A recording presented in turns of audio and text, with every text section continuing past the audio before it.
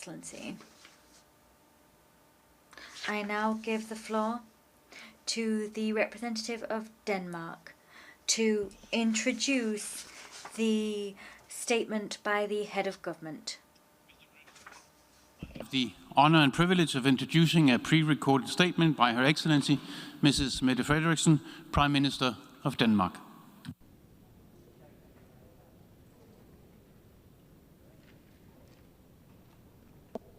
Mr. President, dear delegates, no one can be in doubt. We live in a connected world. We face global challenges. They can only be solved if we work together. COVID-19, human rights violations, climate change, poverty on the rise, conflicts. As a founding member of the UN, Denmark is a strong voice for common solutions. And today we need global cooperation more than ever. Throughout history, international solidarity has moved us forward.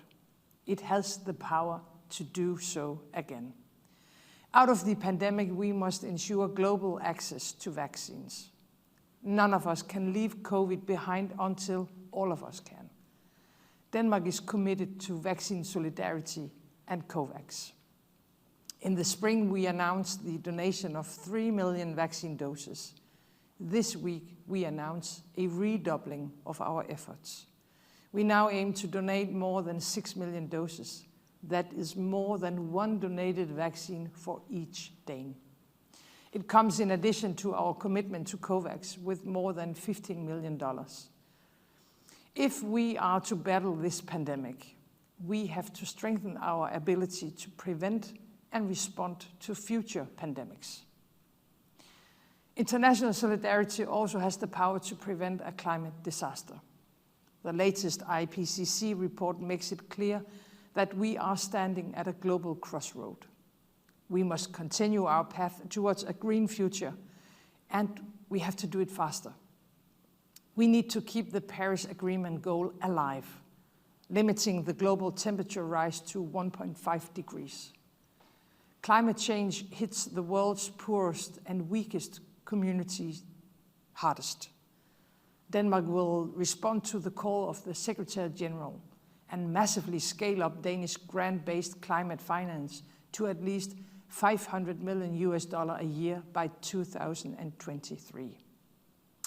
And we are dedicating 60% to adaptation in poor and vulnerable countries. In addition, we are strengthening our efforts to mobilize public and private finance from other sources. In total, Denmark aims to contribute at least 1% of the collective target of $100 billion. At the same time, we are fully focused on reducing our own emissions. Denmark will be climate neutral no later than 2050.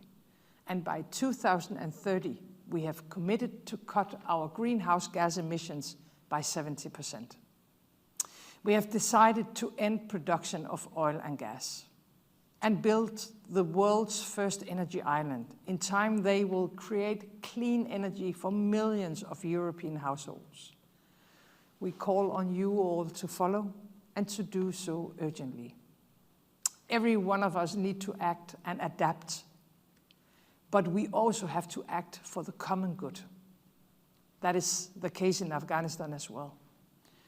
The current situation is disturbing for the long-suffering people of Afghanistan, for the women and children, and also for the international society. We need a strong and coordinated response. The contribution at the International Donor Conference last week was an important step. I would like to express my appreciation for the commitment of our international humanitarian partners.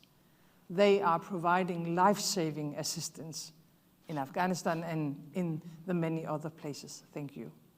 Peace missions are keeping peace, preventing conflicts, and paving the way for progress every day around the world. No people in conflict zones should be forgotten. We must include those that have been excluded and empower those that have been powerless. Women and young people have a vital role to play in peace building and in conflict prevention. Denmark remains committed to the agenda for women, peace and security. International solidarity has the power to give us hope.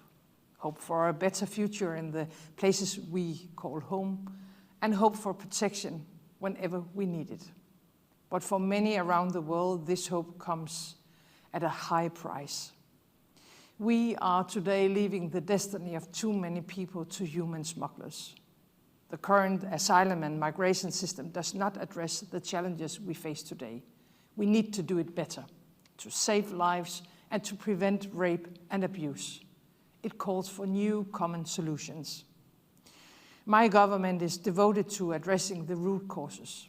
We have dedicated a large amount of funding to regions of conflict to help create conditions for a better future where people actually live and to help more people. We need to work together to ensure safe and orderly migration and to protect those in need. Denmark is committed to a strong and efficient UN that protects the rule-based international order, promotes a more progressive world, and fight injustice. Last year, we asked the Secretary General to report back to us, the member states, with recommendations to advance our common agenda. He has done so. Now we have to act on these recommendations, all of us. The social contract between governments and people should be renewed in our own societies and at the global level. As host of the Social Summit in 1995, Denmark feels a special responsibility so that we may gather again in 2025 and continue the work towards the SDGs.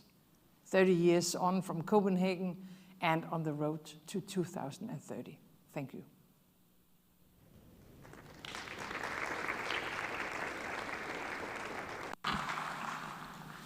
Au nom de l'Assemblée générale. On behalf of the General Assembly, I would like to thank the Prime Minister of Denmark for the statement just made. I now give the floor, Excellencies, my dear colleagues, to the representative of Jamaica to introduce an address by the head of government.